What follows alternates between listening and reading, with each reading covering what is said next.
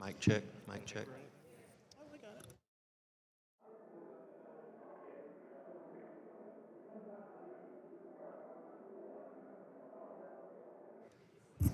Mic check.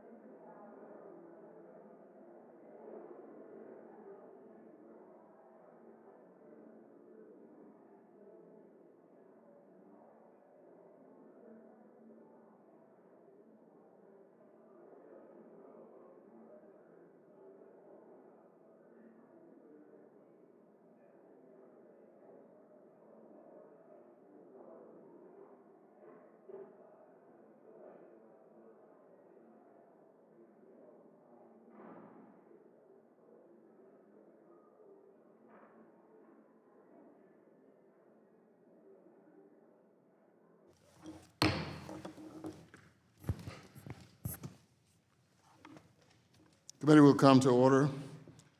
Without objection, the chair is authorized to declare recess of the committee at any time. Without objection, members of the full committee not on the subcommittee are authorized to participate in today's hearing.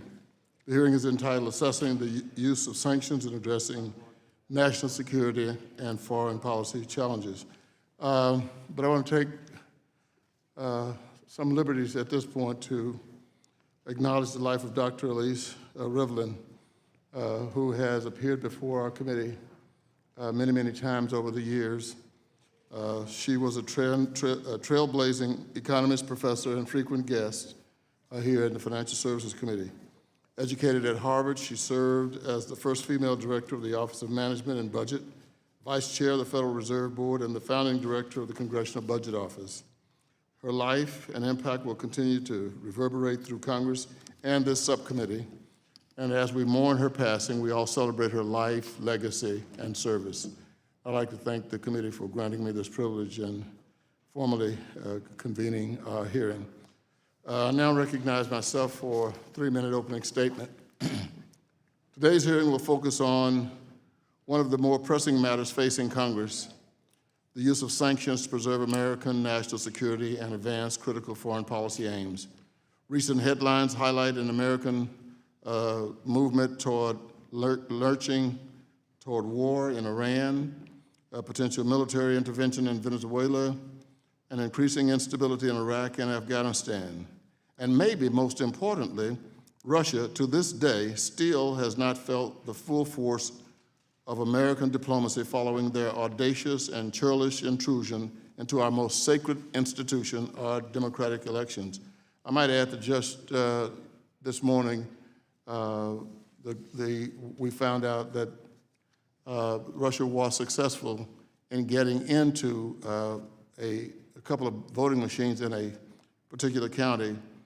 But as Ronald Reagan once noted, the only way our children can inherit the freedom we have known is if we fight for it, protect it, defend it, and then hand it to them with the well-thought lessons of how they, in their lifetime, must do the same. I would urge my colleagues and our witnesses to consider these words while we discuss this topic.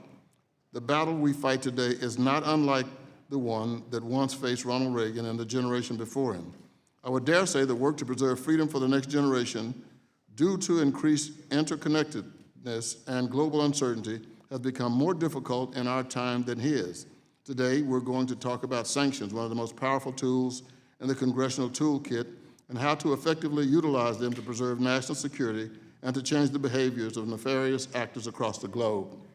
As the legislative body of the most powerful country in the world, we have a responsibility to ensure that sanctions are deployed effectively and efficiently to achieve a cohesive and well-thought-out policy aim. With respect to Russia, in my view, this does not appear to be the case. There does appear to be a consistent strategy to curb their dangerous activity. There does not appear to be a consistent strategy to curb their dangerous activities and lawless behavior. Before us today is a draft bill that seeks to respond to Russia's malign activities, prohibiting U.S. persons and financial institutions from dealing in the new sovereign debt of the Russian Federation. This bill would close the disturbing loophole that allowed Russian oligarch Deripaska companies to be delisted while possibly still allowing he and his family to benefit monetarily. And so with this, I would look forward to a constructive conversation as we explore these issues. I'll now recognize the ranking member for 5 minutes. Thank you, Mr. Chairman. I want to recognize the chairman and congratulate him on his new chairmanship of the National Security, International Development, and Monetary Policy Subcommittee. Those 3 issues are not partisan issues. We look forward to working with the chairman on an agenda to keep our people safe, make sure that we help our international partners of international development, and that we also have a monetary policy that works. With regard to today's hearing, past administrations have attempted to and failed to bring Russia into the international rules-based order. In the past few years, Russia has invaded its neighbor Ukraine, murdered 98 innocent civilians aboard Malaysia Airlines Flight 17, assassinated dissidents. They've backed the likes of Bashir al-Assad in Syria, Maduro in Venezuela, and attempted to interfere with the elections in the United States. The sanctions draft today, the discussion draft that's subject to this hearing, says a lot about how far our understanding of the Russian government's motivation and behavior have come. I'm glad we've hit the reset button to finally acknowledge the Russian government is dangerous, that it is an enemy of human rights and democratic values. Having said that, I want to emphasize that the Russian government is an adversary and its people are not. They're victims of their corrupt leadership. This is true of many other sanctioned companies that will be mentioned today, and it's important we remain mindful of that. I want to thank all of our witnesses today. I look forward to your testimony and learning how we can more effectively use sanctions to achieve our foreign policy objectives. Thank you, and I yield back the balance of my time. I now recognize the gentleman from Colorado, Mr. Perlmutter, who will make a statement on behalf of the chair of the full committee, Ms. Waters. Thank you, Mr. Chairman, and on behalf of Congresswoman Waters, thank you, Mr. Chairman. There are many principled intellectual disagreements between Republicans and Democrats about public policy and the direction we should take this country. But there is one thing about which there is no dissent. Our democracy is the greatest experiment in self-governance the world has ever seen. Mr. Chairman, our democracy was attacked, and if we do nothing, it will be attacked again. Our intelligence agencies have assessed with high confidence that Russian President Putin ordered an influence campaign aimed at the 2016 U.S. presidential election, and they expect Moscow to do so again in the 2020 presidential elections. We must send a strong signal to the Kremlin and to the markets that the U.S. sanctions have not plateaued and that the threat of additional significant economic actions against Russia is real. We will not tolerate attacks on our democracy. The chairwoman looks forward to discussing this matter further today. With that, I yield back.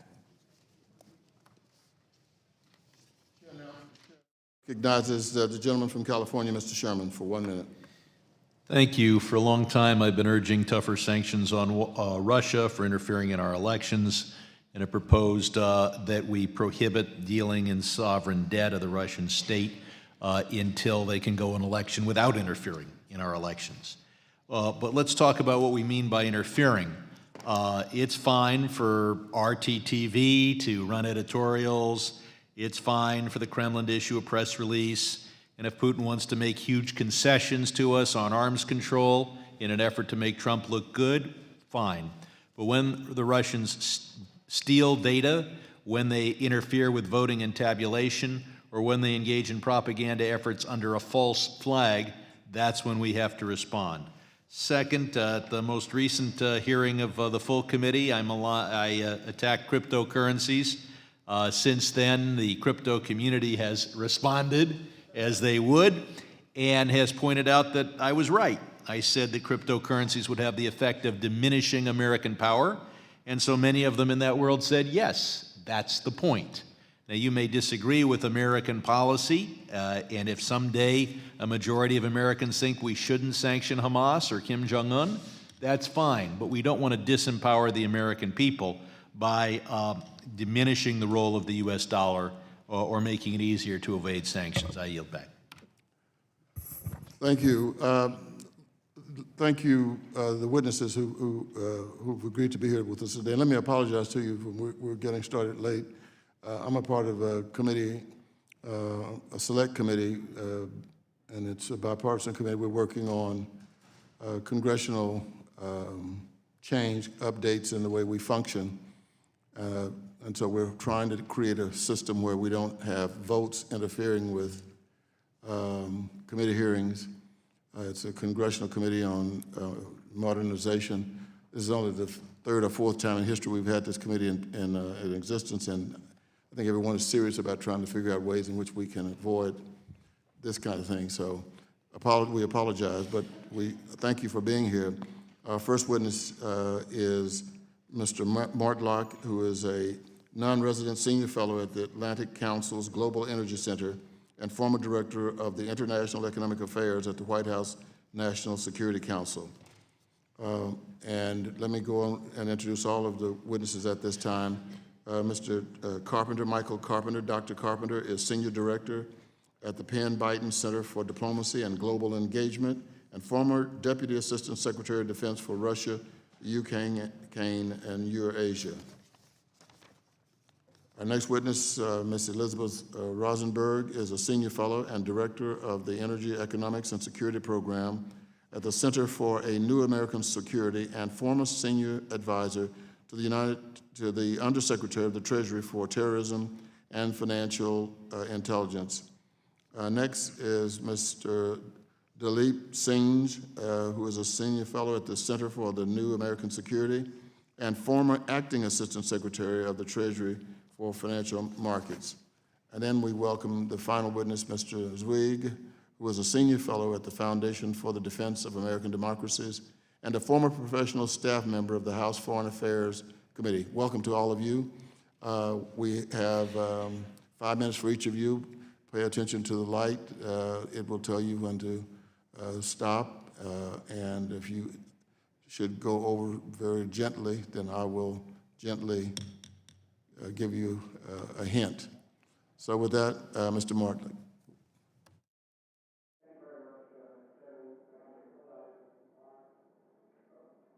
Thank you very much. Thank you very much to the Chairman and Ranking Member Stivers. It's a real privilege to be here with you today, particularly with such a distinguished panel, including several former colleagues. Sanctions are certainly an attractive tool in foreign policy crises. They give us many options between words and war, and there's no doubt that the United States, as the strongest economy in the world, can visit significant economic harm on its adversaries. Moreover, in recent years, the US government has gotten much more sophisticated at the way we impose sanctions.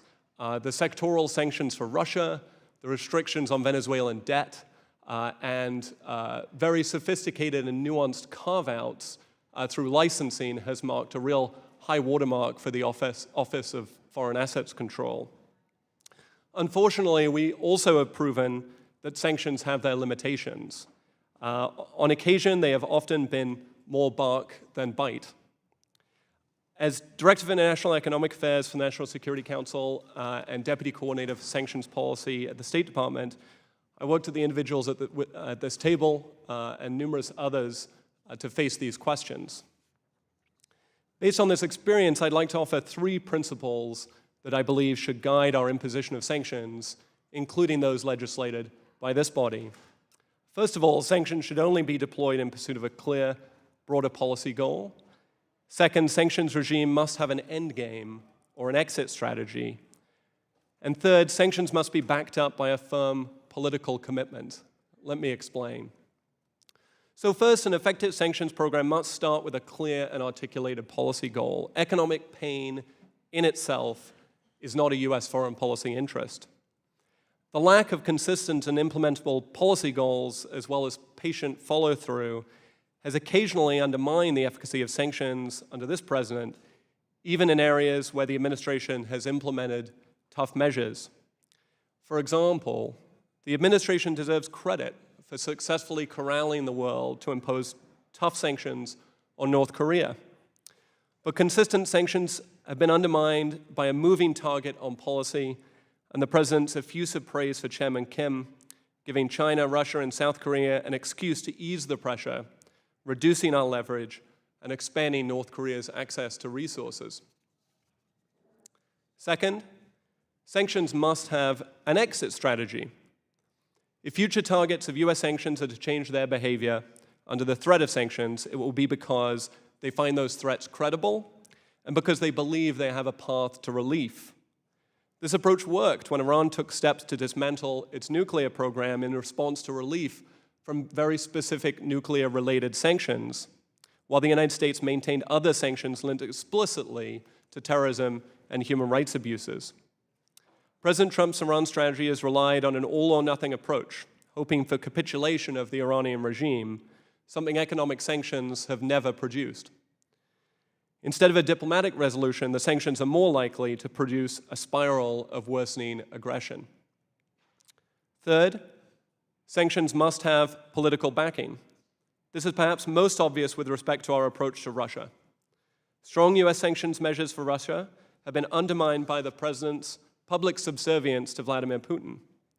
The sanctions are unlikely to compel a change in Russian behavior when that behavior is minimized and dismissed by the president.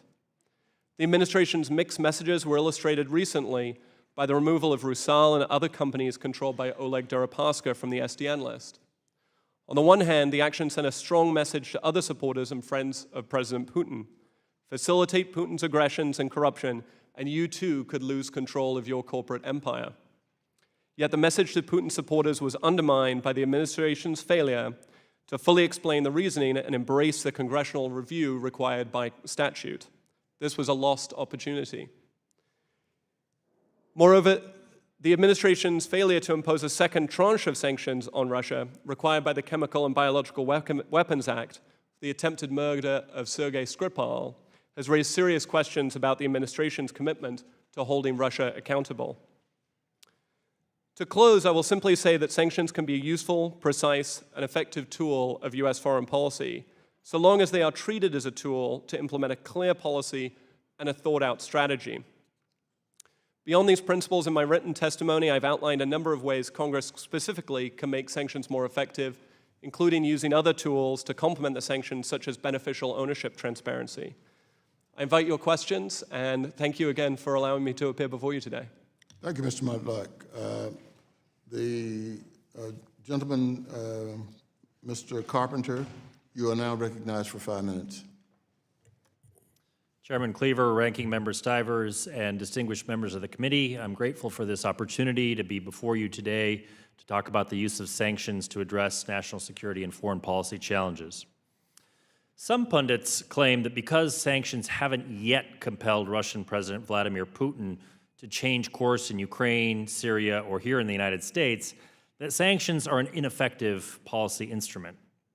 It is true that sanctions are not a silver bullet, but when imposed at the right strength and combined with other policy levers, they offer the United States a unique ability to apply asymmetric leverage against our adversaries. This is particularly important when military options are off the table and when diplomacy alone is insufficient to compel our adversaries to change course. When it comes to Russia, sanctions are a particularly appropriate policy tool because of the threat the Kremlin poses to core U.S. national security interests. Russia's invasion of neighboring countries like Georgia and Ukraine, its violations of international treaties such as the Intermediate Range Nuclear Forces Treaty or the Chemical Weapons Convention, and its brazen cyber attacks, information warfare, and corrupt influence campaigns to destabilize the U.S. and its allies must not be allowed to stand. In most cases, the reasons our sanctions fail is because we tend to conflate impactful measures with symbolic ones. To be effective, sanctions have to be impactful. And to be impactful, they really need to target the Russian economy as a whole. We kid ourselves when we think we can have an impact on Kremlin decision-making by surgically targeting this or that oligarch or government official. Multilateral sanctions on Iran during the period between 2012 and 2015 reduced Iranian GDP by roughly 9% annually. For Russia, the figure is closer to 1 to 1.5%. I understand that Iran and Russia have different sized economies, but my point is that the Kremlin has to feel some pain before it reevaluates its current course. Recall that President Putin was willing to spend $50 billion on the Sochi Winter Olympics, which was a vanity project. To change course in Ukraine, which is a top foreign policy priority, he will need a much clearer incentive structure. To have real impact, in my view, the United States should consider imposing full blocking sanctions, in other words, complete restrictions on all financial transactions on select Russian banks. These sorts of sanctions would need to be coordinated with our European allies, but they would not have to be matched by the EU and could in fact be imposed unilaterally if we chose to do so. This is because most Russian banks have extensive exposure to U.S. financial markets. To be clear, I am not arguing for unilateral action because it would be far better to have our European allies along with us. However, at the end of the day, this is something the U.S. could do alone if we had to. To minimize risks of financial repercussions for our allies, such blocking sanctions would have to be applied iteratively to guard against the risks of contagion into European financial markets. In other words, the U.S. should aim to cause sufficient pain for the Kremlin to reconsider its policies, but not so much pain as to plunge our allies into recession. Sanctioning the Russian financial sector one bank at a time is a smart way to ratchet up pressure while keeping some of our powder dry for another day. It's also important that future sanctions be tied to one or two specific behaviors that we would like to see changed. For example, the verifiable withdrawal of Russian troops from Ukraine and a stop to its interference in our democratic process. If we add on too many additional reasons or sanction Russia for past behavior that can't be changed, we greatly diminish the likelihood that Moscow will change its behavior. Finally, it is critical that sanctions be integrated into a more coherent strategy that makes use of diplomatic, military, and communications tools, as David has mentioned as well. Since the invasion of Ukraine, the US, France, and Germany have all condemned Russian aggression and even pledged troops to defend our allies in the Baltic states and Poland. But at the same time, Chancellor Merkel has supported building a massive natural gas pipeline between Russia and Germany. President Macron has traveled to Russia to trump up bilateral trade and commercial ties, and President Trump has proposed readmitting Russia to the G8. We can't expect sanctions to work if we provide the Kremlin with such mixed messaging. Together with a stronger military deterrence posture, a more coherent policy of economic isolation, and more rigorous efforts to make our institutions resilient to foreign interference, sanctions can in fact give us effective leverage to achieve our foreign policy goals. Thank you. Thank you, Dr. Carpenter. Ms. Rosenberg, you are now recognized for 5 minutes. Thank you, Chairman Cleaver, Ranking Member Stivers, and distinguished members of this committee for the invitation to appear today and discuss the use of sanctions to address national security and foreign policy challenges. Sanctions are an essential means for the United States, its allies, and the international community to respond to security threats. They are among the most powerful tools in the U.S. arsenal to exercise leverage over a wide variety of actors whose policies and threatening behavior U.S. leaders seek to change. It is no surprise that sanctions have become the go-to instrument for successive administrations and Congresses and are now tools of first response in U.S. foreign policy. However, sanctions are not the solution for every challenge. They cannot force capitulation or topple a brutal regime. They cannot be a substitute for a holistic strategy to address threats to our national security. On their own and without multilateral support or coordination, they can be leaky, ineffective, and very dangerous, undermining our national interests. Congress, through legislation and oversight, including in hearings such as this one today, has a critical role to play in advancing a sophisticated public understanding and analysis of sanctions and establishing principles for their responsible and effective use. At present, the United States maintains roughly 30 sanctions programs. The Trump administration has emphasized the threats emanating from Iran, North Korea, Venezuela, and Russia, and has widened and rather wielded sanctions against these countries accordingly. On Russia, in particular, the Trump administration has embraced sanctions, including secondary sanctions, pursuant to a variety of Russian malign activities, and the administration has implemented meaningful designations, though not at the same scale as their Iran sanctions implementation, for example. In one of the most high-profile sanctions designations in recent memory, the U.S. Treasury Department named Russia's Rusal with sanctions. While that designation was lifted earlier this year, of course, sanctions remain on its founder and key stakeholder, the Russian oligarch, Oleg Deripaska. Additionally, the Trump administration has designated under Russia sanctions authorities the Equipment Development Department of China's military, for conducting significant transactions with the Russian defense or intelligence sectors. The United States could also impose Russia-related defense and intelligence sanctions on countries such as Turkey, which has resisted complying with these sanctions and said it will not abandon its plan to purchase the Russian S-400 surface-to-air missile system. Recently, however, the Trump administration has slowed the implementation of its Russia sanctions. There is a robust debate, as has been previously referred to my co-panelists, about whether sanctions can change Russia's policies and threatening actions, and if so, how.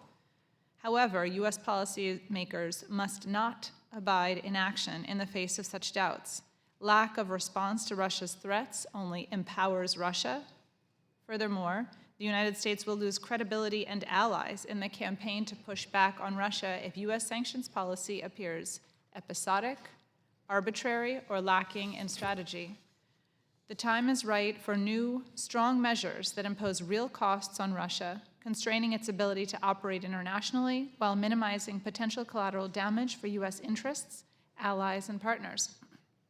Congress should consider new legislation at this time to address the grave threats presented by an array of Russian malign activity, including in the areas of malicious cyber activity, chemical and biological weapons attacks, interference in democratic processes, one of the main themes for the hearing today, human rights abuses, territorial aggression, rampant money laundering, and the undermining of international institutions, all of which undermine our national interests. Along with diplomatic, defense, and arms control provisions, new legislation could potentially include sanctions measures targeting the following areas: financial services, including related to issuance of sovereign debt, defense, intelligence, technology, and other economic sectors, as well as further measures targeting oligarchs. I have included several specific suggestions in my written testimony. In conclusion, the role of Congress in creating sanctions and overseeing their implementation and enforcement is critically important for the long-term ability of the United States to use this tool in pursuit of U.S. foreign policy and security goals. This work is nothing short of essential, given the factors that may undermine effectiveness and the availability of sanctions in the years ahead. The work will also be fundamental to balancing the use of sanctions with other tools of national power to strategically and effectively advance our core interests and values. Thank you for your time and attention, and I look forward to answering your questions. Thank you, Ms. Rosenberg. Mr. Singh, you are now recognized for 5 minutes. Thank you, Chairman Cleaver and Ranking Member Stivers. You've asked whether current sanctions policy is effective, especially as it relates to Russia. So forgive me for being blunt, but my answer right now is no. This isn't just my opinion. Unlike other sanctions targets like Venezuela or North Korea, Russia is a market-based economy. That means by looking at market prices, we can gauge in real time the opinion of investors across the world about the impact of sanctions. We can also analyze economic data in Russia at a high frequency. And of course, we can look at Putin's own behavior, which is the ultimate test of whether sanctions are working. So what are the data telling us? After an 18-month recession in 2015 and 2016, the Russian economy is now growing again. In fact, Russia's GDP grew in 2018 by the fastest amount in 6 years. Inflation has fallen from a peak of 17% in late 2014 to an all-time low last year. Foreign reserves in Russia are now back to pre-sanctions levels, almost 500 billion in total. Russia's budget and trade balance are both well into surplus. Financial markets are sending the same message. In February, Moody's upgraded Russia's sovereign debt from junk to investment grade. In March, the Russian government placed the largest amount of dollar issuance since 2013, and foreign investors bought over half of Russia's ruble bond issuance in the first quarter. The Russian ruble and the Russian stock market are both among the top performers in the world this year. Why is this happening? Well, rising oil prices are part of the story, but so is the perception that the U.S. lacks the political will to stand up to Putin. Market prices are shaped by expectations about the future. And when investors consider the future, they read signals from U.S. policymakers, none more important than the words of the president. What they hear is doubt and skepticism about whether Russia attacked our democracy. They're told it would be a good thing to get along with Russia. They see no serious action against Russia's use of chemical weapons on NATO soil. Instead, they read about long and warm phone calls and a continued rhetorical embrace. They put these signals into context. They know this president is masterful at using signals to impose costs on Iran, Venezuela, North Korea, and even China. And when contrasted with the absence of serious criticism towards Putin, they see a flashing green light to pick up Russia exposure on the cheap. And that's exactly what's happened. Does any of this mean that sanctions can't work in Russia? Absolutely not. Along with colleagues from this panel, I was part of the effort in 2014 to impose costs on Russia's economy through sanctions. Our approach was effective and would still work today. Find asymmetries. Where does economic leverage in the US intersect with Russia's economic vulnerability? Financial capital and energy technology were and are obvious pressure points. US and European firms are the dominant suppliers of what Russia needs and can't replace. What was the impact in 2014? In the first instance, Russia depleted 25% of its foreign reserves, trying to defend the ruble before surrendering to market forces. The ruble then depreciated up to 50% in value. Capital flight reached record levels. The Central Bank of Russia only slowed this down by raising interest rates by 10.5 percentage points. Banks then needed bailouts to avoid bankruptcy. Ultimately, the Russian economy fell into recession while inflation spiked to the mid-teens. Now, falling oil prices definitely played a major role in this spiral, but sanctions were undeniably a secondary shock. And throughout the process, unified signaling from the president, from this Congress, and European partners acted as a force multiplier. Costs would ratchet higher unless Putin changed course. Now, did these costs matter to Putin's calculus? We can't prove a counterfactual, but I believe the answer is yes. Were it not for the mounting costs of crisis in the Russian economy, Putin's forces likely would have annexed more of Ukraine's territory or marched all the way to Kyiv. Sanctions gave Ukraine breathing space to avoid an economic collapse and remain a sovereign nation. Ultimately, Putin is a tactical opportunist, and if that's right, then costs matter and sanctions matter. So what do I recommend now?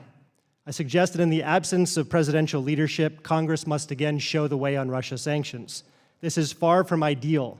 At best, the signals will be muddled, but it would be far worse if our system of checks and balances was questioned.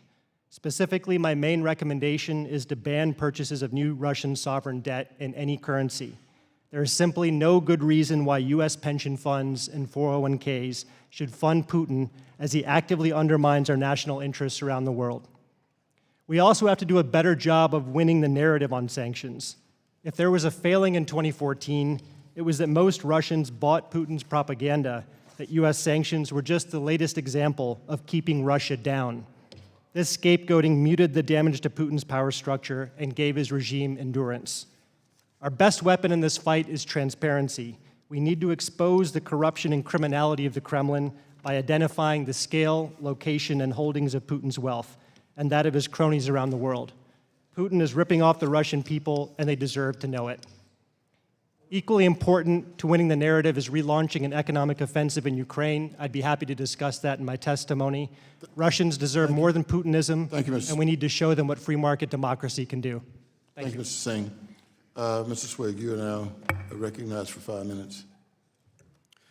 Chairman Cleaver, Ranking Member Stivers, and distinguished members of the committee, I am honored to appear before you today. As Congress considers its options for additional sanctions against Russia, based on the general principles contained in my written testimony, the legislative proposal before us, and others circulating in the House and the Senate, I would like to share with you a few thoughts on sanctions legislation moving forward.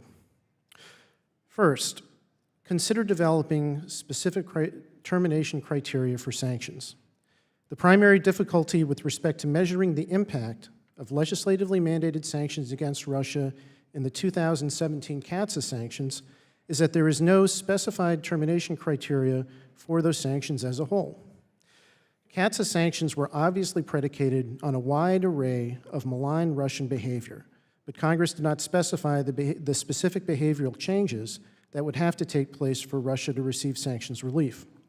Without articulating in legislation clear objectives for Russia to meet in order to qualify for such relief, the sanctions may be viewed as indefinite, giving Moscow little incentive to change its behavior and creating uncertainty or confusion with our allies and partners with respect to our specific foreign policy objectives. Second, future election interference sanctions may want to consider not only being targeted at Russia. While Russia has clearly developed a sophisticated approach to election interference, it is not the only state or non-state actor that can avail itself of such tactics and techniques. Therefore, any future legislation aimed at preventing Russian interference in foreign elections or U.S. elections could seek to capture Russia through a conduct-based regime rather than targeting Russia specifically. I agree with my colleague Liz with respect to her written testimony recommending the codification of Executive Order 13848. I would recommend going a step further in broadening the application of the measures contained in that executive order, apply mandatory sanctions against foreign persons or foreign states that engage in election interference against the United States, and include discretionary sanctions with respect to those that interfere in our allies' elections. We're not alone in this. Congress could also ensure that legislative sanctions are synchronized effectively with existing criminal statutes in order to support or supplement possible indictments, prosecutions, and extraditions. Third, and a few of my colleagues have made this point as well, close coordination with our allies is important. Any additional U.S. action with respect to Russia's sanctions will likely have an impact on U.S. allies and partners, given the scale of the trade relationships that could be affected. Any new congressional sanctions should take active measures to guard against doing unintended or severe harm to U.S. allies. While some legislative proposals being considered by Congress note the need to coordinate and cooperate with Europe, for example, any new legislation should consider developing an explicit cooperative mechanism within those sanctions themselves. This is another area where balanced flexibility could help preserve alliances or partnerships, as rigid sanctions could punish governments that are aiding the U.S. in other efforts to counter malign Russian behavior, but that may not be able to fully comply with U.S. sanctions. Conversely, these sanctions can also be used to provide a push for U.S. allies to take action in other areas against malign Russian behavior. One of Putin's overriding objectives has been to split the U.S. and EU on Russia and Ukraine-related sanctions. We should not inadvertently aid those efforts. Finally, utilize existing oversight mechanisms to ensure the near-term application of additional chemical and biological weapons control and warfare elimination act sanctions that David mentioned in his testimony. As of today, the administration has not implemented the second round of these sanctions, nor has the president determined that Russia meets the conditions needed to avoid them. Congress has a role to play in ensuring that the administration in this instance imposes the strongest possible and appropriate measures as part of the second round, measures that could have a direct impact on the content of the legislative proposals under consideration by this committee and the House and the Senate. Thank you again for the opportunity to appear before you today, and I look forward to receiving your questions. Thank you, Mr. Swig. I now recognize myself for 5 minutes. I began this committee hearing by talking about the fact that the executive branch, and some of you have mentioned it too, never moved for the second round of sanctions. Can any of you give us some reason to believe that the failure to do that was part of some kind of strategy and that we just simply need to be patient? Or Ms. Rosenberg. Mr. Chairman, I have no reason to believe that that was by design as part of a strategy, that there's an intent to indeed implement those sanctions at any time in the near future. I share your concern implied that the administration is behind and absent in implementation. Well, I'm very serious. I'm not trying to be sarcastic. I'm looking for, something that would allow me to be able to respond to people about the fact that, there is or there is not a strategy, and if there is not a strategy, then why? The whole issue with Deripaska is just extremely frustrating. Why not the 50% rule? With anybody? Mr. Marlowe. If I could first quickly address your question on the CBW sanctions. like Liz, I do not know the administration's motivations or intent, but I do know that the statute suggests that those second round of sanctions were due on November 5th, based on the determination made by the Secretary of State. So the administration knew what they were getting into when they made that determination. I think while the motivation is unclear, the result is crystal clear, which is essentially a waffling of our government's response to an assassination attempt by the Russian government. And I think On that's British soil. on British soil. That's right. That's right. I think the consequence is demonstrating a lack of consequence for an action like that by the Russian government, which means they're just more likely to try such things again. With respect to Deripaska and the delisting of Rusal, I think at the heart of it, the delisting by itself is not necessarily a bad outcome, right? The fact that we were able to reach a very transparent, unprecedented, transparent deal with Mr. Deripaska, the Treasury Department was able to do so, is good news. And he did lose control, while he did financially benefit in some ways, he did lose control from companies that he had used to define himself over the past decades. I think where the failure was in the administration explaining that. And again, the impact of sanctions is going to be whether that threat is credible.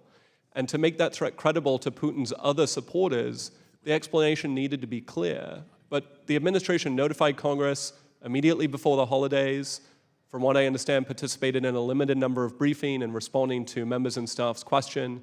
And it really was a lost opportunity by the administration to have a positive impact on the Russia sanctions. Do any of you believe that the lack of some kind, I had a meeting with my farmers when dealing with the tariffs. I represent a farm area in Missouri, and they're hurting. But one of the things they wanted to know is, what is the strategy on this? What are we taking steps to reach this, and so we're going to do this and then this? Does this hurt us with our diplomacy all over the world? The fact that we can't put our finger on this. Congress voted overwhelmingly. The House did. I'm sorry, voted overwhelmingly. It's not a Republican or Democratic issue to support sanctions, and we've not been able to do that. Of course, we don't have the power of law. Any of you would like to, Mr. Carpenter?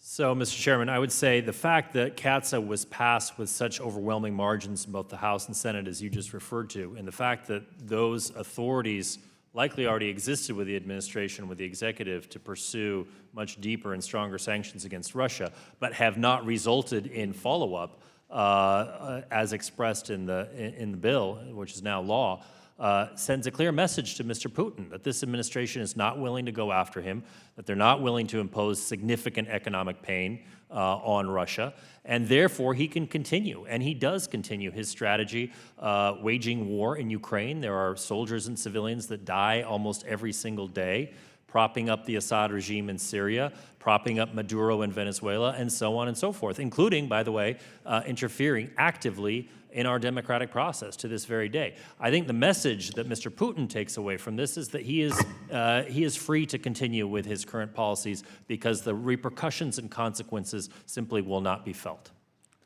Thank you, Dr. Carpenter. I will now recognize the gentleman from the great state of Texas, Mr. Williams. Thank you, Mr. Chairman. Mr. Zweig, on page 4 of your testimony, you state that the previous round of sanctions against the Russian aluminum producer Rusal reduced the net worth of the wealthiest 27 Russian individuals by $16 billion in one day. As a result of these sanctions, we've talked about him. Deripaska reduced his shares in the company from 70 to 45%. The Treasury Department believed that this divestment from the oligarch provided enough justification to lift the sanctions against Rusal, since Deripaska's influence had been appropriately diminished. Mr. Zweig, my question for you is this: if you believe these types of do you believe these types of targeted sanctions are still an effective tool against Russia, given that the oligarchs wield such power over the economy with little accountability? Thank you, Mr. Williams. I not only think it's potentially an effective tool, depending on how it's used in the Russia context, but also in the Venezuela context. And that's where you've seen that type of, those types of tools increasingly utilized as far as specifically spelling out in advance the specific requirements that persons or entities have to fulfill in order to get off the sanctions list well in advance. My overall concern with respect to the Rusal delisting centers on two issues. Number one, the number of politically exposed persons involved despite the intrusive requirements of the agreement, and secondly, whether the administration would have the political will, or whether political will exists anywhere given the European response to the Rusal listing, to relist them if there were a violation of the agreement that the administration commenced with Rusal. Okay, thank you. North Korea recently began testing missiles again and continue to be an aggressor in the region. This is obviously a heavy sanctioned country, yet they have been able to circumvent some of the multilateral measures put in place by the United States and our allies. My question to you, Ms. Rosenberg, can you discuss how North Korea most regularly access the global financial system, as well as the role Chinese financial institutions play in obtaining critical weapon components and technology? Thank you for the question. You point out something that is a disturbing phenomenon that is going on. North Korea's continuous, over many years, evasion of international and U.S. sanctions that has been facilitated by a network of front companies and trusted individuals who have had tremendous success in doing so. China is a major lifeline for North Korea. Most North Korean trade and financial transactions move through China, which means that most roads lead to China on successful enforcement of North Korea. And when we see North Korea evading these sanctions, it means that our problem is primarily China and the lack of enforcement, political will, and technical capacity by those banks in China and trading companies that facilitate, wittingly and unwittingly, this North Korean trade. Okay, thank you. Mr. Singh, in your testimony, you mentioned that beyond sanctions, we must focus our efforts on winning the domestic narrative within Russia about the corruption of the Putin regime and Russian aggression. Now, while I understand the thought process behind that, I'm really worried about how achievable this goal is. In the first 6 months of 2017, the number of people detained for violating regulations on public gatherings in Russia was 2.5 times higher than the entire total in 2016. So can you elaborate on how you think this could be achieved when Putin is willing to take drastic steps to get rid of dissent and control his own narrative? Yeah, Congressman, this is a key part of how sanctions need to work going forward. I think we have the information about Putin's wealth and that of his cronies. A lot of it has been classified. I think to the extent that we can overcome concerns about sources and methods, we need to just distribute this information. Transparency is our best weapon in this regard. The second thing we can do is look at how stashes of dark money are being stashed in the U.S. Our beneficial ownership rules currently allow anonymous shell companies, other forms of investments to find their way into high-end real estate, Miami, New York, other places, and we don't know who the ultimate owner is. I think it's a reasonable assumption that a lot of that money comes from Russia and from the Kremlin inner circle. If we can't expose it in Russia, let's expose it here. And then the third thing we ought to do in terms of winning the narrative is show a better example in Russia's near abroad. And that means being really serious about helping Ukraine emerge from crisis. Right now, their reforms are languishing. It's the poorest country in Europe on a per capita income basis. They need money. We ought to provide money with conditions that force Ukraine to seriously battle corruption and embrace market-oriented reforms. That's Putin's worst nightmare, and we ought to do it. Thank you. Thank you. The chair now recognizes the chair of the full Committee on Financial Services, Ms. Waters. Thank you so very much, Mr. Chairman. I appreciate the opportunity to raise a few questions. We have initiated a few sets of sanctions on troll forums and those who led the sabotage of our American elections. We know that these individuals and entities continue to abuse social media to try to divide Americans based on race, vaccinations, elections to come. And we understand there has been a weak presidential executive order, but we're looking at our 2020 elections, knowing that they are coming again. And I want to ask first about the president's executive order. Does it deal with what I'm alluding to, the undermining of our democracy by hacking into the DNC and our election systems? Who knows, Mr. Sands, do you know and understand a lot about the president's executive order? Chairwoman, my understanding is that it simply repeats authorities that already exist, but those authorities haven't been exercised. And so in a practical sense, nothing has happened. Well, first of all, I want to kind of respond a little bit to the information you just shared about beneficial ownership and some other kinds of things. I understand that the Russian economy has not been hurt at all by our so-called sanctions, that they're doing very well. I want to get directly at the systems that are used to undermine our democracy and our elections. And I think you're right about a sanction dealing with beneficial ownership, because I do think these high-end properties in California, New York, for example, are owned or invested in by Russians. So aside from what is being attempted or the president's weak order, what else can we do, particularly getting at the systems that they use for trolling and undermining our democracy? Is that Carpenter from here? Yes, thank you, Madam Chairwoman. My belief is that a lot of the methods that the Russians use to interfere in our democracy, including cyber attacks, including information warfare, putting up disinformation through social media, or using dark money to try to perpetrate influence campaigns. These are all operations run via proxies. They're very difficult to find the actual individuals behind these. Now, our intelligence community has done some excellent work in terms of designating individuals within a particular unit of Russia's military intelligence agency that were involved in hacking, in terms of identifying also individuals within the Internet Research Agency that were involved in spreading disinformation. But sanctioning those individuals or even those organizations really doesn't have an effect. The GRU can be sanctioned and has been sanctioned, and it's not going to change the way it operates because they don't conduct transactions through transparent means. What we need to be doing is imposing tough pain on the Russian economy as a whole. Some of the measures that have been discussed here, including new sovereign debt, but also, as I have proposed, going after Russian banks with full blocking sanctions, that sends a message to Mr. Putin that he will feel pain for interfering in our democratic process. If we go after specific actors, it is useful to expose what they are doing, but it does not send a truly grave consequence to the Russian Okay, let me just ask you this quickly.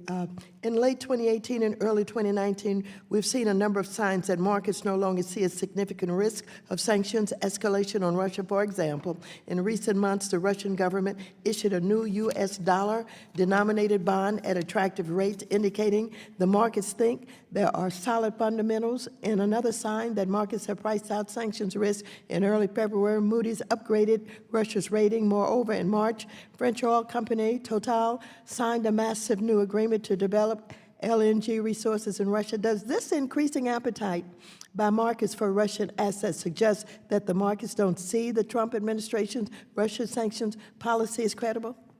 Madam Chair, may I respond to your question? If the chair will allow you, yes.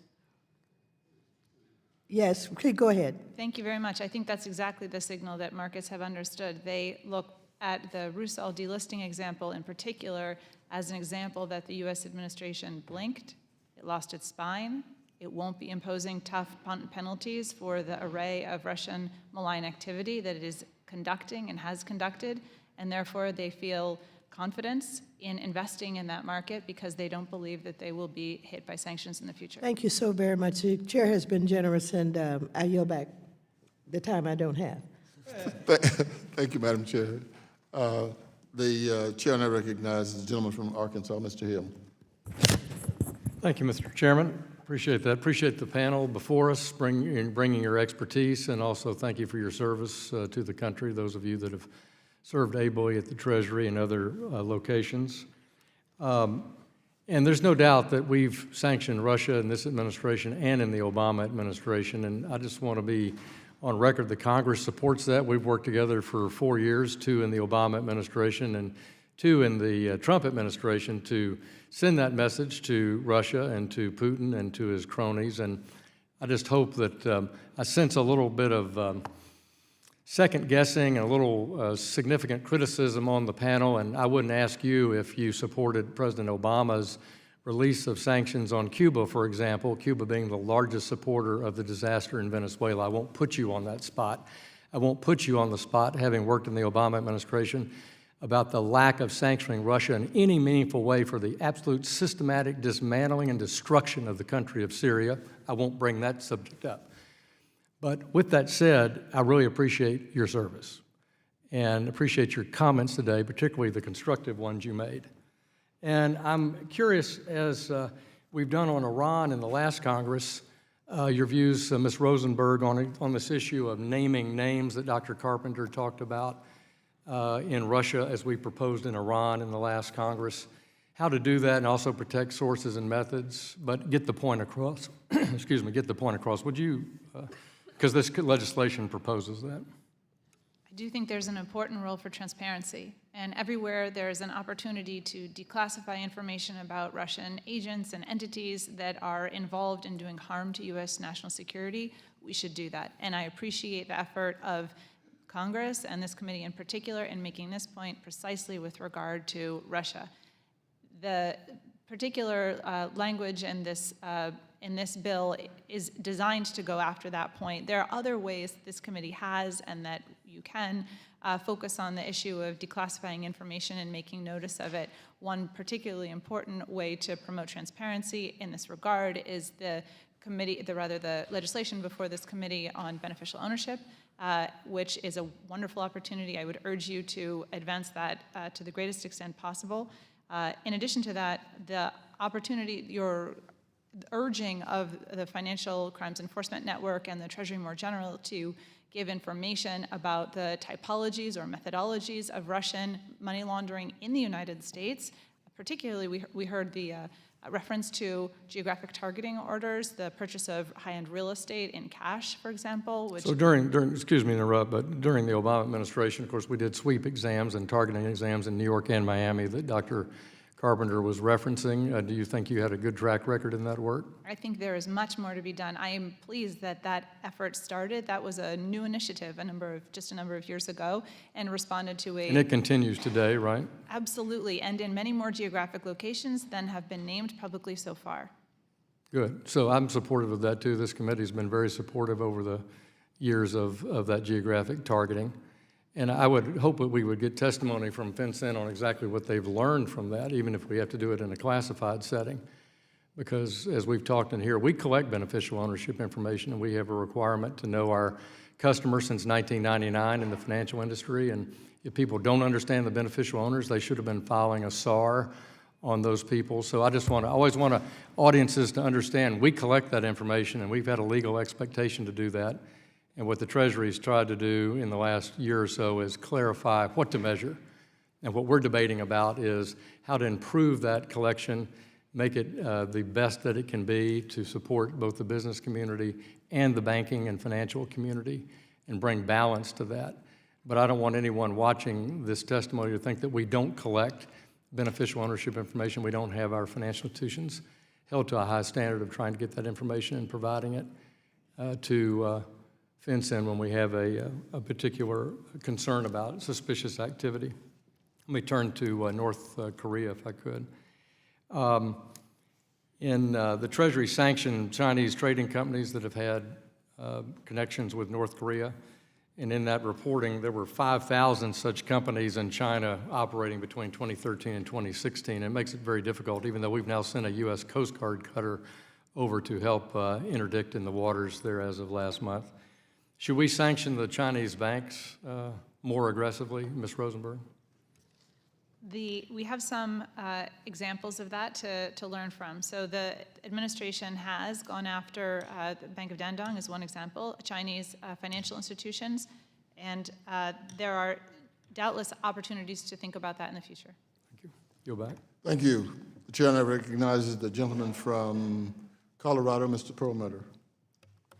Thanks, Mr. Chair, and I promised myself not to get mad today, but listening to the testimony and sort of going back over, you know, the invasion of Ukraine, Crimea, the cyber war that's been conducted against us, the biological warfare and the chemical warfare killing the guy in England, and the fact that we keep, instead of ratcheting up sanctions, laying off the sanctions, the crying wolf.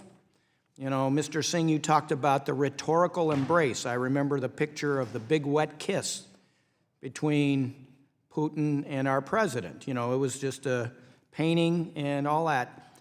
If you were to give me a continuum of sanctions against Russia, where would freezing their assets be? That's very close to the top. So just kind of run through where we are if we were enforcing sanctions, and where we could go if we considered these acts to be as terrible as I think they are. Yeah, so there's a spectrum. At the mild end of the spectrum are sanctions on individuals. At the more extreme end are sanctions on the entire economy. And then as you go across that spectrum, whether it's an individual or it's the entire economy, you can have either greater or lesser depth of the sanctions. In other words, right now we have sanctions on a lot of Russian banks, a lot of Russian energy companies, but we only restrict their ability to raise money from US investors, and Europe has done the same. A more extreme step is to block any kind of transaction by that bank with the US financial system. In other words, you can shut them out entirely. But I want to emphasize the actions haven't diminished greatly in the last couple years. What's changed are our words and our signals. Russia's a market-based economy. The pain is transmitted through markets. And yes, markets care about the actions, absolutely, but they're really conditioned to read the guidance from our top leadership. That's the biggest reason why Russian markets are where they are now versus where they were in 2014 and 2015 when Russia was really on the ropes. So, Mr. Mortlock talked about there's got to be a broader policy goal as one of the three things that you mentioned. There's got to be an exit strategy, an end game, and political commitment, which is more or less what you've just been talking about. And going back to Mr. Deripaska and Rusal and N+, or whatever the heck it is called, as part of our relief that the president demanded, but the Congress, at least the House, objected to. As I understand it, he still is under sanctions, but the company is not. His ex-wife got some of his interest in it, some family members got some interest in it, and the value of that company is way up to the point that there, in effect, is no sanction. Mr. Mortlock, can you comment on that? No, absolutely. On the delisting of Rusal, I think again, in theory, that could have been a good outcome, right? To have a SDN publicly divest from his biggest companies. We tried to do similar efforts in Burma over the years, and so this was a big moment. It could have set a blueprint for how we do this in the future. Again, the end game of how people come off the sanctions list. I think that the failure here was the administration sending a strong message. There was obviously an explanation of what that deal looked like, but it was very complicated, it was complex, there were financial benefits to Mr. Deripaska. And frankly, there was a complete failure to explain to the public and to this body why it was a good outcome for the US sanctions program, and most importantly, to send a strong message to Putin's other friends about what they needed to do. And I think really, if I could give another example of what you're trying to get at here, is I think there are a lot of sanctions on the books on Russia already. I'm certainly not against the other measures that have been proposed by the other panelists, but there are a lot of sanctions on the books already that simply are not being implemented as they should be. For example, speaking about Oleg Deripaska, it may surprise a lot of people to learn that there are actually secondary sanctions, so similar to what we have on Iran, in CATSA for any significant transaction with a SDN, a Russian SDN, including Mr. Deripaska. But no one has been sanctioned under those provisions. It is hard to imagine there has been no company anywhere in the world that has engaged in a significant transaction with Deripaska. Thank you. My time has expired. I yield back. Thank you, Mr. Madlock. The chair now recognizes the gentleman for Mr. Gonzalez from Ohio for 5 minutes. Thank you, Chairman. Thank you all for your testimony and, again, for your service to the country. Look, there's bipartisan support in this committee and across Congress for devising an effective sanctions regime and program against Russia and anybody, whether we're talking about China or ISIS, whoever it is. This committee is committed to that, and that's a good thing. I do take exception to some of the testimony that seemed to imply, Mr. Mortlock and Mr. Singh, that the Obama-era sanctions were somehow, I won't call it the Holy Grail, but that you guys kind of cracked the nut on Russia, and everything from there has been downhill. I'd like to remind you of a few things. Number one, 2012 election, the comment the 1980s called, they want their foreign policy back with respect to Russia. 2014, after sanctions had been implemented, the Malaysia Airlines flight shot down. 2015, Russia bombs anti-Assad rebels years after the red line was crossed. And then again in 2016, the Russia misinformation campaign. So I appreciate the efforts, certainly, and the sentiments, but to suggest that the Obama-era sanctions were fantastic and everything since has been downhill, I think paints an inaccurate picture. I think, frankly, we just haven't figured this out as a country. You can look at multiple administrations across multiple parties. I don't actually think this is partisan. I think we just haven't figured out exactly how to deal with Russia and China, frankly. But with that, I'll shift to questions. Ms. Rosenberg, in your written testimony, you suggested measures to sanction primary issuance of Russian sovereign debt. Given Europe's dependence on Russia for its energy supply, can this discussion draft change Russia's behavior without our European allies' support? And can we be successful changing Russia's rogue behavior if we're acting unilaterally, in your opinion? I think it is possible to succeed acting unilaterally, though it is more likely that the U.S. will be successful if there is multilateralism, whether that is sanctions coordinated and taken on the part of Europe, or something less than or different than that, where there is an effort at coordination but no sanctions from Europe. Nevertheless, an effort to try and keep the pain focused on Russia and not on our European allies. Thank you. And then, Mr. Singh, you talked about sort of the overwhelming driver of the rebound in the Russian markets being the change in tone. Is that fair to characterize your comments that way? Yeah, that's right. Okay. Can you talk about the difference between where we are today, where you have Europe basically partnering with Russia on more of its energy projects and soliciting for our help in that in some ways, versus back in the 2014 timeframe when the Obama-era sanctions were implemented? Sure. So I want to be clear, just to respond to your earlier comment. Can you focus on this one, please? Yeah, I'm going to respond Okay, perfect. in the context of that. Thank you. The Obama-era sanctions were not perfect. There were lots of failings, and I mentioned in my comments earlier, we didn't win the narrative within Russia. I mean, the narrative that Putin spread, that this was another historical injustice perpetrated by the West upon the Russian people, that carried the day. That was a failing. I think more transparency about his criminality is part of the solution to that. Also, showing to the Russian people that there's another choice they can make, and showing that in Ukraine is another big part of the answer. Specifically on your question, look,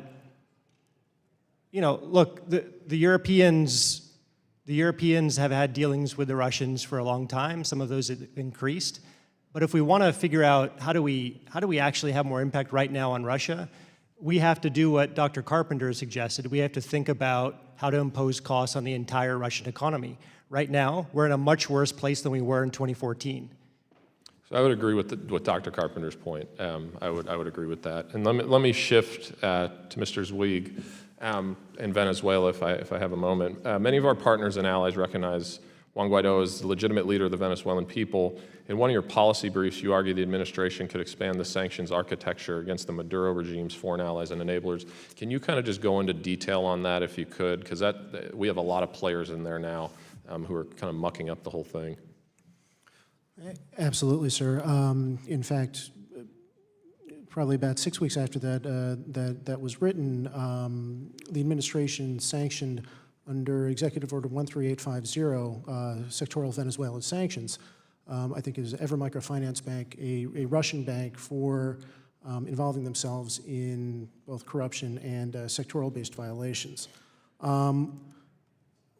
One of the ideas that we've been floating around is well, number one, both China and Russia have significant investments in Venezuela, and as far as demonstrating a success in pushing one of them or one of the significant a significant company out.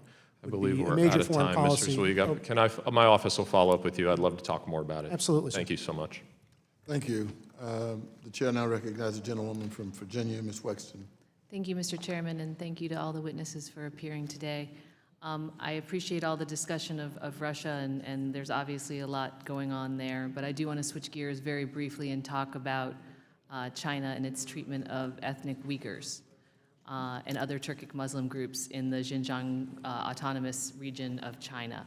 Because my district in Northern Virginia is one of the largest population of Uyghurs in the United States, and as I would imagine most of you are aware, the Chinese Communist Party has undertaken a methodical campaign of oppression in an apparent attempt to wipe out the religion and ethnicity of the Uyghur people. The Pentagon estimates that between 1 and 3 million Uyghurs are being held in concentration camps, which is the term that the Pentagon uses, and being re-educated. Many more are living under a very tightly controlled surveillance system where government-assigned relatives are living with Uyghur families and reporting back to the communist government about what is going on within those households. And this surveillance is not confined only within China's borders. I've spoken to constituents who have reported intimidation and harassment by agents of the Chinese government here on American soil. Mr. Sherman, who serves on this committee, has been a leader in terms of drawing attention to this and attempting to expand export controls on U.S. businesses that provide technology training or other support and equipment to the Chinese government security apparatus. And I've been working with a bipartisan group of representatives and senators to attempt to get the administration to impose global Magnitsky sanctions on Communist Party officials. My question to Mr. Zweig, Ms. Rosenberg, Mr. Mortlock, are Magnitsky Act sanctions something that could be an effective tool in pressuring Beijing to change its behavior in this regard? Thank you, ma'am. I think in the near term they could be. I would expand the aperture to the specific companies providing surveillance equipment, and I think it would largely be captured, if not under the statute, then under the executive order. I would agree, and just add that the United States, beyond that global Magnitsky actions, also should concern itself with rules, requirements, and regulations that prohibit U.S. entities from in any way participating in the provision or enabling of provision of technology and equipment or enabling of that surveillance and that treatment to occur. I also agree. I think global Magnitsky has been a real highlight of Congress imposing sanctions and giving the administration new authority in the human rights area. and the administration following through on that. Another list of sanctions was due in December by the administration. We're waiting on it now. I think given the horrific reports on the treatment of the Uyghurs and the scale of those abuses, this certainly seems like a strong candidate for global Magnitsky sanctions, which would send, I think, a very strong message to China and the companies supporting those efforts. Thank you. One concern that's been raised is that China has warned that it will retaliate in proportion against any U.S. sanctions. Is the threat of retaliatory sanctions, is that a credible threat and something that policymakers should be concerned about? It's certainly credible that China may respond, including in ways that have economic and political detriment to the United States. They have been engaged for years now in various forms of economic coercion that have often hit countries in its near abroad, not as often U.S. entities, but there's no reason that China's growing economy and growing points of leverage could not be used to advance this, which is among the core of China's national interests related to sovereignty and their concern, if they were to be targeted by the United States, that they should not be, that this would be an inappropriate extraterritorial exercise of U.S. power. So I think it is credible that they would respond. Not that that should deter the United States from doing the right thing, but eyes wide open would be a good approach for the U.S. in pursuing such implementation of such policies, Magnitsky or otherwise. Thank you. Thank you very much. I'll yield back my time. Thank you. The chair now recognizes the ranking member, the gentleman from Ohio, Mr. Stivers, for such time as he may consume. Thank you, Mr. Chairman. Before I ask questions, I want to make it clear that I support the objectives of this discussion draft. I think that it's important that Russia understand that if it interferes with our elections, they'll suffer serious consequences. However, I do have some concerns about the specific proposals in the discussion draft. The first question I've got for the panel is, how exposed are U.S. banks and asset managers to Russian sovereign debt? Does anybody want to handle that? Well, the estimates are that foreign investors own about 20 to 30% of Russia's ruble-denominated debt. That's the bulk of what Russia issues. I think we can assume that most of that foreign-owned debt is held by U.S. investors. Do you believe that if we enact this bill, that one of the outcomes could be a default on U.S. creditors, and what would that do to the debt markets in the United States? No, I don't think that's a serious concern. If we look at Russia's holdings of U.S. treasuries, for example, they sold about 90% of those holdings last year. Even before they sold those holdings, Russia was only the 15th largest holder of treasuries. We've had much bigger owners of U.S. treasuries sell in much larger size, China in particular, in 2015 and 2016, and the effects on the U.S. Treasury market were negligible. Okay. I want to talk a little bit about the U.S. fossil fuel production and energy security.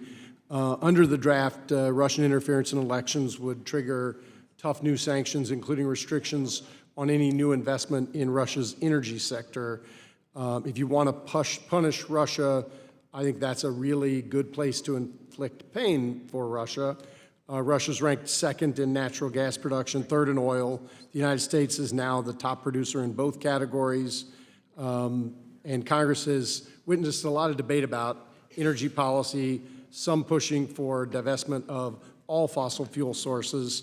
I have a simple question. Has the shale revolution in the United States energy production made it easier or harder for the United States to impose energy-related sanctions on countries like Russia? Congressman, I'd like to speak to this question. I think there is a perception that because the United States is a bigger producer and indeed now exporter, and that this contributes more meaningfully to the U.S. balance of trade and our economy, that we are in a position to impose energy sanctions, cut off supply elsewhere in the world because the United States is more secure or it's adding more supply and can therefore substitute for other in the market.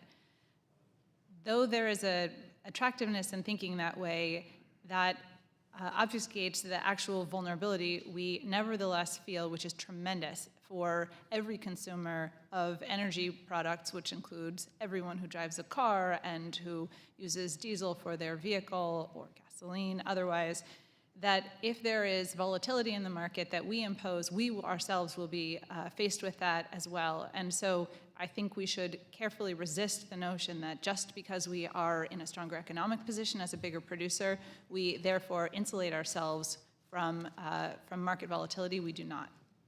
Okay, thank you. Yes, Mr. If I could just add on to that, though, I do think that targeting new investments in the energy sector, whether it's in Arctic, deep water, unconventional, or in conventional, will impose pain without having a price shock in the near term. And so that's probably a more advantageous way to go than trying to limit supply in the near term. Thank you. Mr. Carpenter, in your testimony under the subtitle, Meaning What We Say and Do, you talked about lack of coherent message on Russia and talked about this administration and the G8. And every testimony, I think, stated that sanctions are stronger when they're imposed by a coalition of allies. Do you believe our partners in Europe have been clear about their views on Russian aggression? So I think our partners in Europe it's remarkable that they've stood with us for as long as they have. I think that's a very tenuous coalition right now. You have a number of countries, including principally Hungary, Italy, Austria, that are very weak on Russia, that have embraced Mr. Putin and have complained very vocally about the impact of sanctions on their economies, whether that's true or not. And so we're right now almost at the end of the rope, I think, as far as European cohesion goes. Doctor, I'm going to cut you off because I want the last two gentlemen to be able to get their Thank you. I yield back. questions in. Thank you. Gentleman yields back. Mr. Gottheimer from New Jersey for 5 minutes. Thank you, Mr. Chairman. Terrorist groups like Hamas and Palestinian Islamic Jihad in Gaza are well known for firing rockets and digging terror tunnels into Israel and using Gazans, including women and children, as human shields. In March, Congressman Brian Mast of Florida and I introduced the Palestinian International Terrorism Support Prevention Act, along with the House Foreign Affairs Committee Chairman Engel and Ranking Member McCall, to impose sanctions on foreign persons and governments that provide support to these terrorist groups. Mr. Zweig, if I can ask you a question, sir. First, I assume you'd agree that Hamas and PIJ are foreign terrorist organizations as designated by the United States of America? Yes, sir. Also, I assume you'd agree that, or if I can ask your opinion on this, if you'd agree that the United States and our allies needs a comprehensive strategy to strengthen sanctions against those who knowingly and materially assist terrorist groups like Hamas and PIJ, so we can further isolate, weaken, and cut them off at the source. If you can comment on that, sir. Sir, I absolutely agree, and I think your legislation is a very important marker in achieving those objectives. Thank you. If I can move on to Iran sanctions for a minute. In 2017, Congress passed the Countering America's Adversaries Through Sanctions Act, or CAATSA, to increase sanctions on Russia, Iran, and North Korea.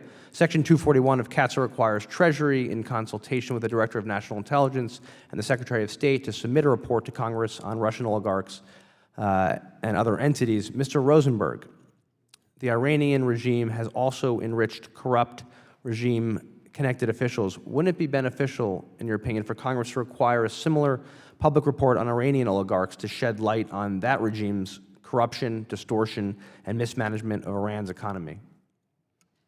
Congressman, I share your concern. Thank you, Ms. Rosenberg. And I would encourage the administration to implement sanctions that have the effect of highlighting and exposing those Iranian officials that have engaged in terrorist activity in support of missile proliferation, abuse of human rights, and otherwise. That is a facet of the current sanctions implementation across a variety of programs. There can always be more there given the dangerous nature of the regime and the activities in which they have been involved. Thank you, Ms. Rosenberg. I appreciate that. Mr. Zweig, if I can ask you a follow-up question on Iran. Iran is the world's leading state sponsor of terror, providing hundreds of millions of dollars annually to terrorist groups like Hezbollah.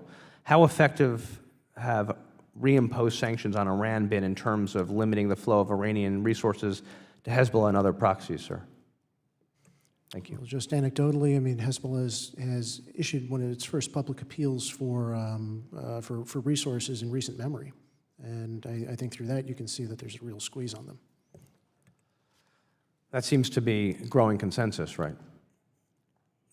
If I can... Congressman, may I speak to that point? Please, Ms. Rosenberg, thank you. Yes. It may be true that Iran, and I expect that Iran will be squeezed by the reimposition of sanctions, and that we will see that show up over coming months. Nevertheless, it may be the case that this regime spends every last dinar on low-intensity conflict and its support for terror regimes or terror groups throughout the region. And one thing that we saw during the period of most intensive sanctions in 2012 through 2015 is that there was funding, nevertheless, during that intensive period of sanctions for these groups who continued to threaten and destabilize the region. But if they're being squeezed and continuing to be, and that will give them fewer resources to fund Hezbollah and Hamas and others, right, in the region? That is surely the case. At least I hope that's the theory of the case, and it will be true to some extent. But given that this is a top priority of the Iranian regime, there must be complementary efforts to nevertheless try and contain and undermine the efforts of these terrorist groups in the region, which will survive on a shoestring in that low-intensity conflict is cheap. Mr. Zweig, do you want to say something? Thanks.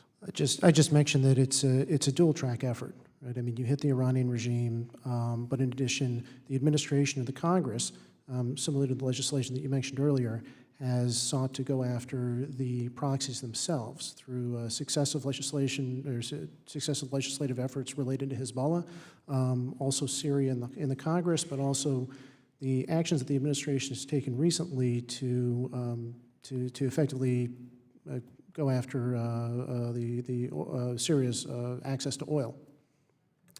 Thank you very much. Thank you all for being here today. I yield. Thank you. Gentleman from New Jersey yields back. The gentleman from Kentucky, Mr. Barr, is recognized for 5 minutes. Thank you, Mr. Chairman. And as the former chairman of this subcommittee, I appreciate you allowing me to jump into the fray here. And let me stay on the same topic that Mr. Gottheimer was exploring related to Iran. Specifically, I want to talk about NGOs and the BDS movement. As you all know, any U.S.-banked organization that has ties with a designated terrorist organization is subject to U.S. sanctions. I think that was part of an executive order post 9/11.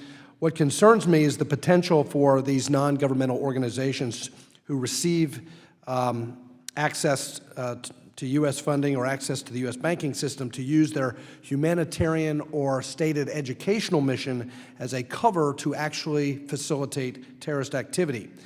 Mr. Zweig, are you aware of any NGOs, particularly those that are participating in the BDS movement, that are circumventing U.S. sanctions and that have ties with terrorist organizations like PIG, Hamas, or Hezbollah?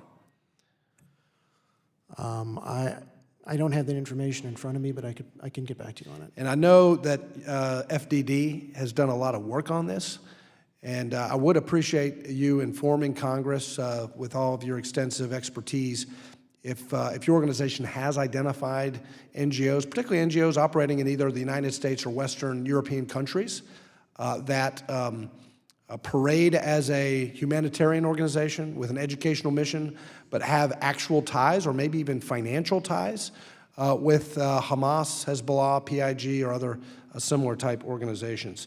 I think that if we do discover that, U.S. sanctions are appropriate to go after, affirmatively go after these NGOs as opposed to just passively resist BDS. And I invite your reaction to that. Absolutely, sir, and I'll be happy to get. As I said, I don't have that information in front of me right now, but I'm happy to get back to you immediately after the hearing. The one thing I'd notice for those organizations operating in the United States, they potentially run afoul of the material support threshold within the Foreign Terrorist Organization statutes. There's this Title 18 criminal liability, which is much stronger than that of the International Emergency Economic Powers Act civil liability. So that's also another thing to consider when looking at the aperture. Yeah, good thought. Good feedback. Last Congress, I introduced the Otto Warmbier North Korea Nuclear Sanctions Act, which passed the House 415-2. I will be reintroducing this bill in the near future due to what I believe is the need for continued and even heightened sanctions on North Korea, given the recent missile tests. We must continue to increase pressure on North Korea and ensure we have used all of our available tools to ensure that North Korea is negotiating in good faith, which they are not, and that Secretary Pompeo and the rest of our negotiators, we want to make sure that they have the leverage that they need. Mr. Zwig, in your testimony, you talk about how sanctions can be undermined by an unwillingness on the part of our allies and partners to escalate pressure. Obviously, China is not an ally. They're certainly not a continuously willing partner in applying sanctions to North Korea. Can you identify the ways in which they are helping North Korea evade sanctions? I mean, I think we've seen in the past, both in the financial sector and the shipping sector, efforts on the part of Chinese entities to do so. And it's a matter of fully deploying, implementing, and enforcing existing sanctions, including shipping sanctions contained in CATSA that, to my knowledge, hitherto have not been fully implemented and enforced. Any other tools that we have in our arsenal that are not being used to put maximum pressure on North Korea, specifically secondary sanctions related to China? Yeah, absolutely. I mean, you have the secondary sanctions related to China, which is, again, something that comes up fairly frequently, but you also have, for example, entity list, Department of Commerce-related actions with respect to companies providing support, direct or indirect, to North Korea.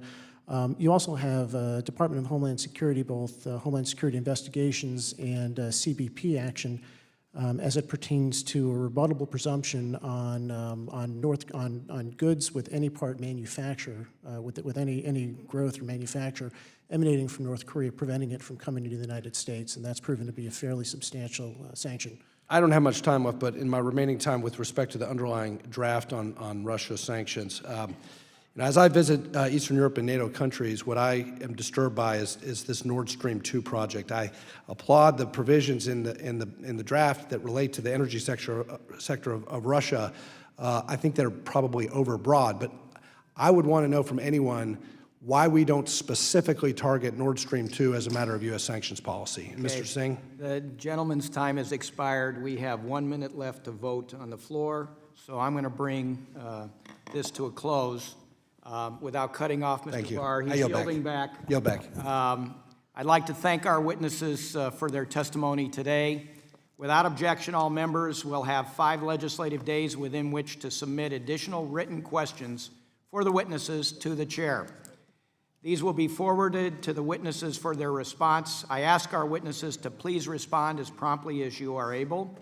And without objection, all members will have 5 legislative days within which to submit extraneous materials to the chair for inclusion in the record. Thank you very much. We are going to bolt out of here, and I appreciate the testimony of this panel. This hearing is adjourned.